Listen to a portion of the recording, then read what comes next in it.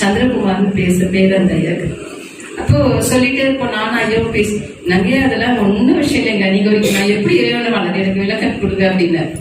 அப்போ ஐயா கேட்டாரு, இறையின் தன்மை என்னங்க? அன்பும் கருணையும். பாருங்க அழகா நீங்க தான் சொன்னீங்க, நான் சொல்லல. யார் சொன்னீங்க? அன்பும் கருணையும். இறையின் தன்மை அன்பும் கருணையும். அப்போ இறையின் தன்மை அன்பும் கருணையும் இல்லையா?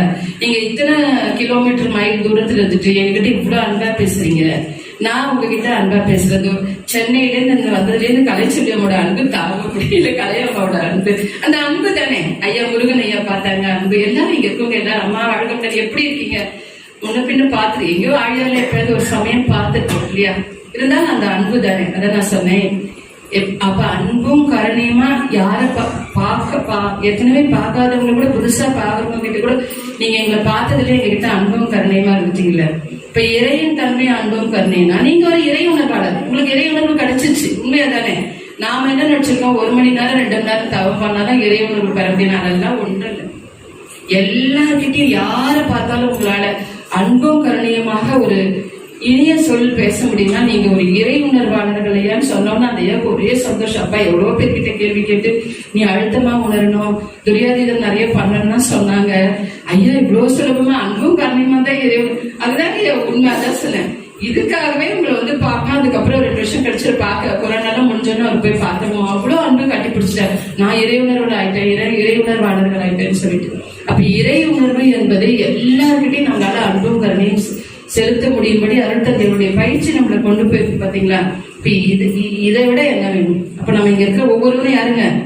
இறை உணர்வாளர்கள். ஒரு சாதாரண அன்பும் கருணையும் பாடத்தை எடுத்து நம்ம ஒவ்வொருவரையும் இறை உணர்வாளராக மாற்றிய ஒரு பெரிய மகான் ஆசான் அருட்தந்தை அவர்கள்.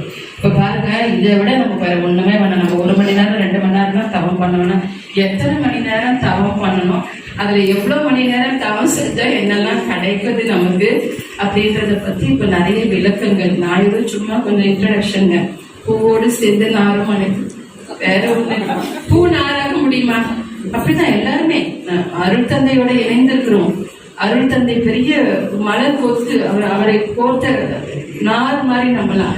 பூவோடு சேர்ந்து நார் மணக்குமே தவிர நார் பூவாக முடியாது. ஒவ்வொருத்தருடைய தனித்தன்மை எல்லாருக்குள்ளேயும் அழக சொல்ற பூவோடு சேர்ந்து அங்க நிறைய ஐயா பாடல்லாம் பாடுவார்.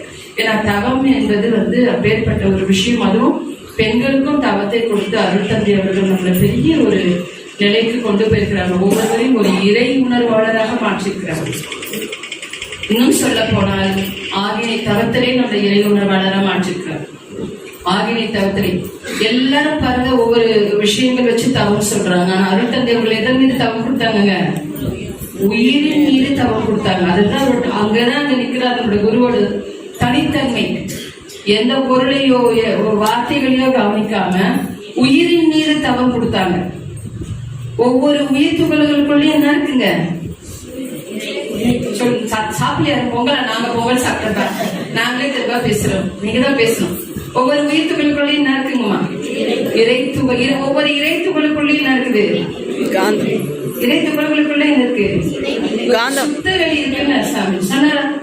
ஒவ்வொரு உயிர் துகள்களுக்குள்ளேயும் இறை துகள் இருக்குது. ஒவ்வொரு இறை துகள்களுக்குள்ளேயும் சுத்த வெளியே இருக்குன்னாரு. நம்ம நினைச்சிட்டு இருக்கோம் துரியாதீதம் பண்ணாதான் சுத்த. ஆகினை தவத்திலேயே சுத்த வெளி உணர வைத்து செய்த அற்புதமான மகான் நம்ம அருட்தந்தை வேதாத்ரி மகர்ஷி. அப்ப பாருங்க, ஆகினை தவத்திலேயே நம்மள ஒரு சுத்த வெளியை உணர செய்து இறை உணர்வாளராக மாற்றியது அடியங்களுடைய கருத்து. உங்க தனிப்பட்ட கருத்து இருக்கலாம்.